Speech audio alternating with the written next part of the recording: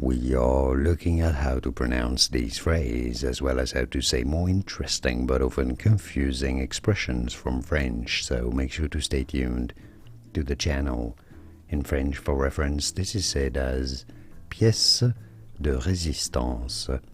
Therefore, in English, it is usually said as pièce de résistance.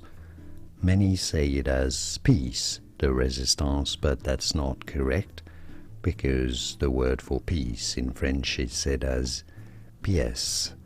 Pièce, the most important or remarkable feature of something, the pièce de résistance from French, pièce de résistance. More videos here on how to pronounce more interesting but often confusing and useful words and names that many mispronounce. I'll see you there to learn more. Thanks for watching.